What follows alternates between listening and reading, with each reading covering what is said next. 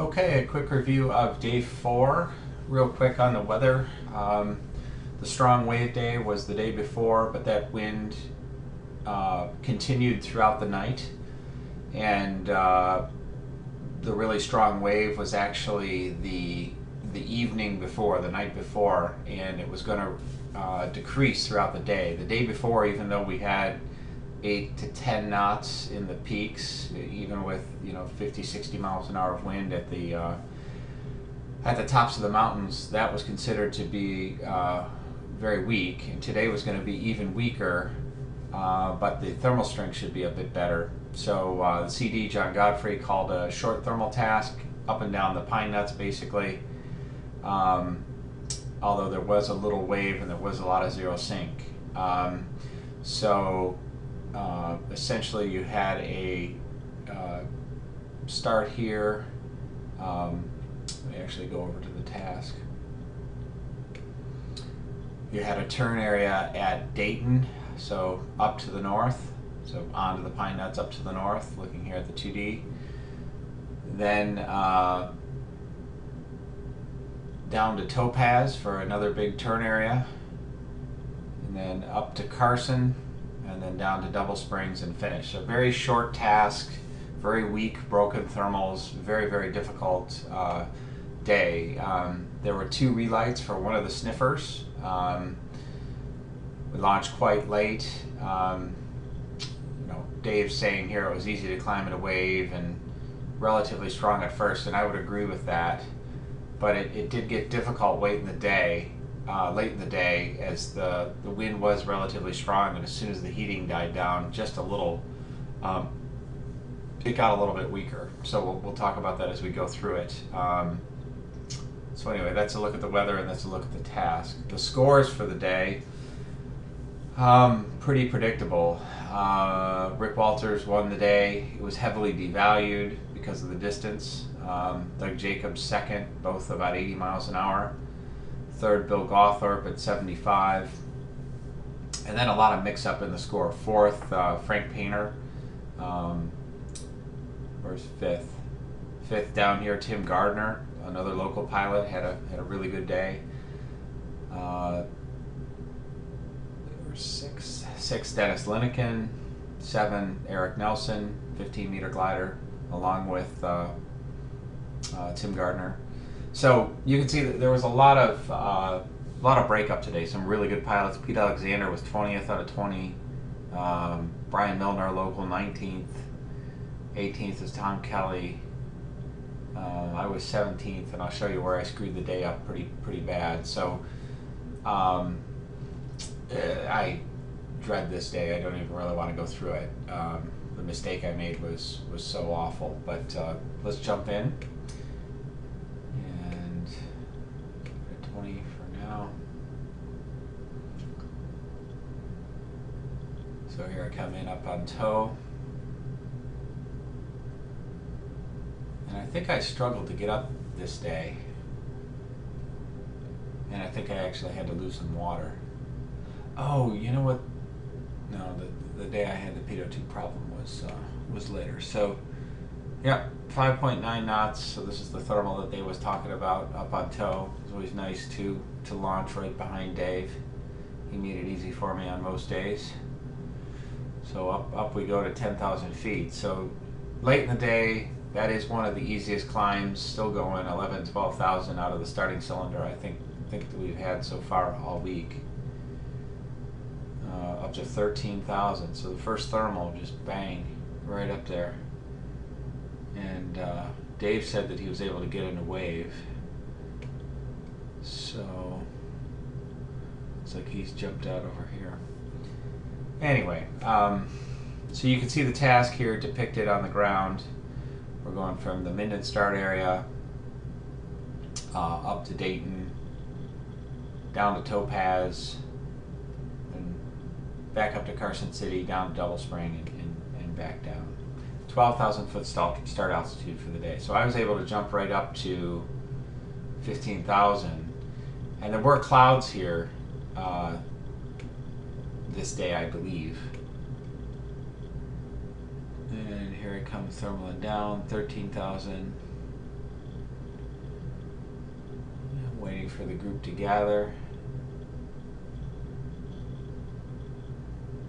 So there we go, down below 12, so the watch starts.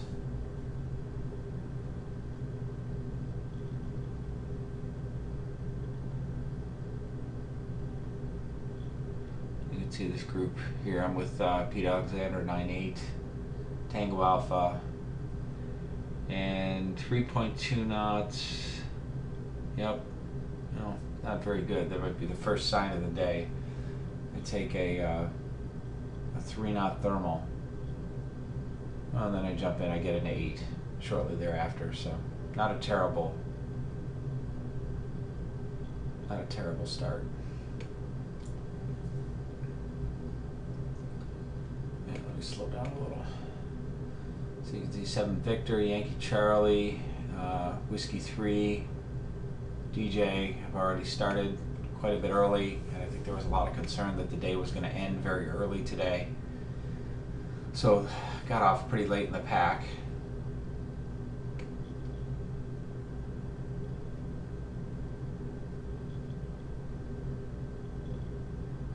And I think what happens here is Frank actually goes back and restarts, and has a little bit stronger day.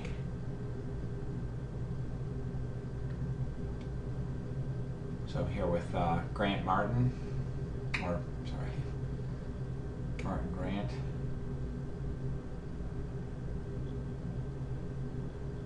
Martin Grant.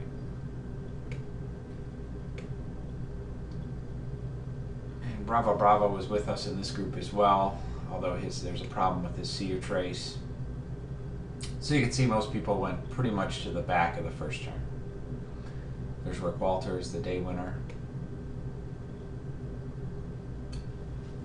So we got up high enough to go all the way to the back of the Dayton cylinder, and basically we're coming back onto the pine nuts. The mistake that I made today is there's still quite a bit of wind, and I should have just committed back to the pine nuts. And this is the last day that I make this mistake. I look at this trace and I see what the guys are doing, and my sort of concern about getting low over the pine nuts and struggling to get back to Minden goes away after today.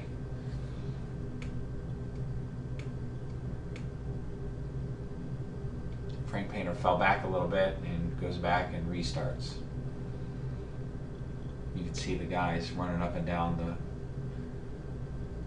the whites here. So now we're headed down into this topaz turn area. You can see it depicted here. It's going to be well off the bottom of the whites. We'll see how far people go. So Martin and I worked together pretty well on this leg, but you can see the wind drift. It is really blowing hard, 25 to 30 miles per hour of wind here. We're at 9,000 feet, so we're not all that high or that low. So the wind is very, very strong, and you can see all the good guys, all the better finishers just blasting up and down the pine nuts. Frustrating.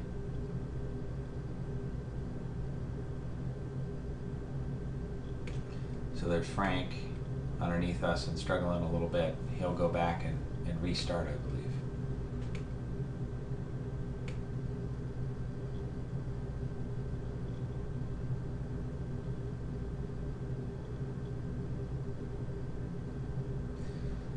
So 1, 3, 4, 5 knot thermals.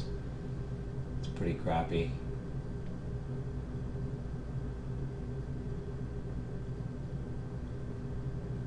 That might be TA going back for his restart there.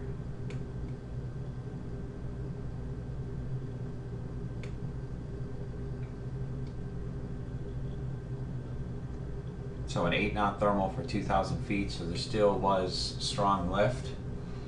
It's definitely not a weekday, it's just a little hard to find, at least for me. Here I am right here, about to enter the very large topaz turn area. And another 8.2 knot climb. So 2 8-knotters in a row. So just a few minutes ago I was taking 2 knots.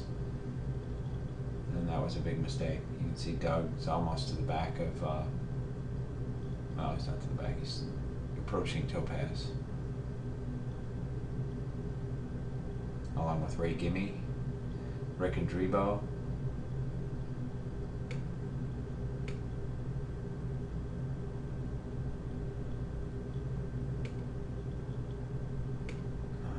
Tim Gardner, who ends up 5th for the day. So now we're finally back to the Pine Nuts.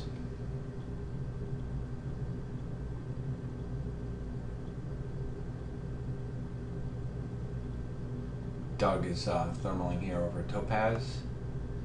Rick is going a little farther, and Whiskey 3, Tim Wells, made it well back here over this lake at Double Spring.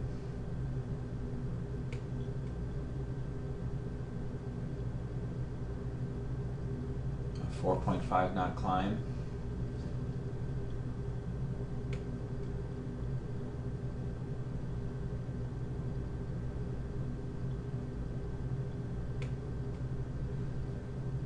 Doug is going to put it right in the back of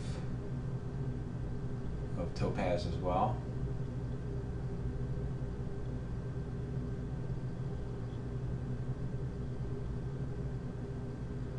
And there we go. We turn right here in about the middle.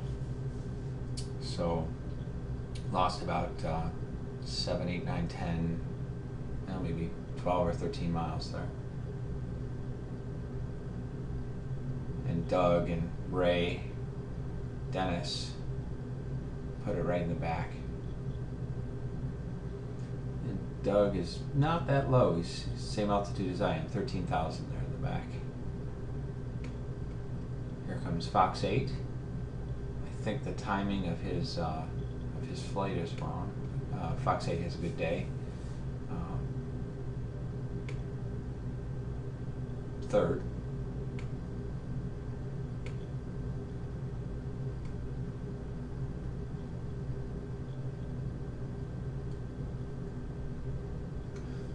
So here's where I start to realize that there's wave happening today, and you'll notice here that I'm running along pretty much at 0 sync.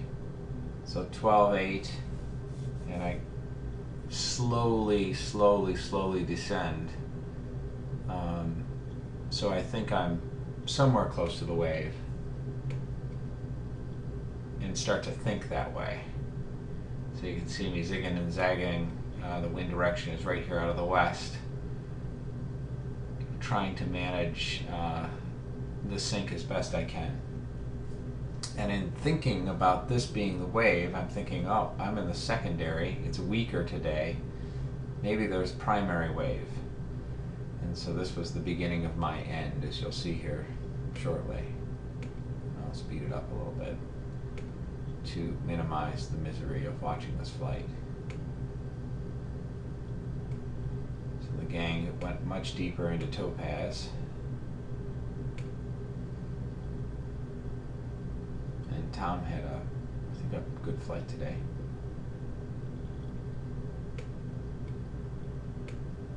So here we are coming into the Carson turn. And I think I go to the back of this, but that's the end of anything good. So I'm down to 11.2 here. I'll go a little bit past the middle. And this is the beginning of my end. So falling down to 10. Starting to think, what do I do? How far can I get into this and still make it back to Minden? I'm thinking there aren't going to be any thermals. I'm certainly not finding any climbs. And that's probably because of my positioning in the wave somehow. I'm not sure I fully understand it. You can see Dave here. Let's look for Dave's track.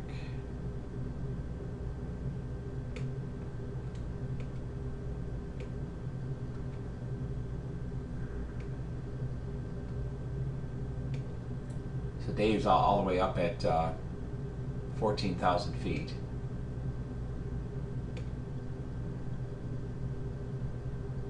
And I'm down at 10. So here's where I make the mistake. I either saw Dave or I think I just thought of this up on my own. Why not cut up wind? You can see me turning here and go for the primary. And I started that procedure at about 10. And here I am falling through 9, falling through 8, and right about here at 7 I realize I'm not going to find it. And here I am at 7.6. This is only 3,000 feet above the ground or so, 2,400 feet above the ground. And my day is cooked. So I'm down to 2,300 feet above the ground, barely within the finish altitude of Minden, but I still need to get into the final turn point here at Double Spring. So it's just a complete choke. Probably would have been way better off just staying on my line and getting halfway into Double Spring or so and then back. If I didn't lose that 3,000 feet, that probably would have been the result. You know, instead of losing 170 points on the leader today, maybe I only lost 70, you know, or 100 points. But this day was a complete disaster for me. And I get a little climb there and nip back in and take that in for final glide. And let's take a look at the players.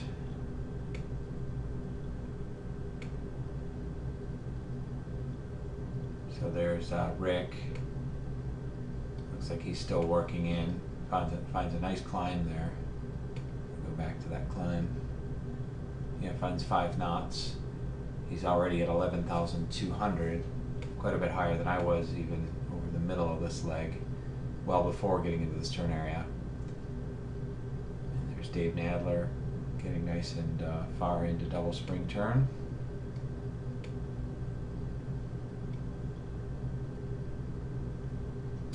So mine was a disaster. See, Rick looks like he's in wave here almost. Oh no, he's coming down a little bit. So he just ran it out until he had 1,500 feet or so above Minden, which would be 500 above the finish. And takes it back in. And I think Doug has already finished. I think Doug started a little earlier. So anyway, that was day 4. A complete disaster for me. A very strong statement for Doug and Rick. John Cochran struggled as well on this day. Bill Gawthorpe had a great day, but fortunately for me, in 17th, you know, I only lost 65 points or so on Rick and Doug. So I still had a shot at turning something out. But anyway, thanks for watching. That's day 4.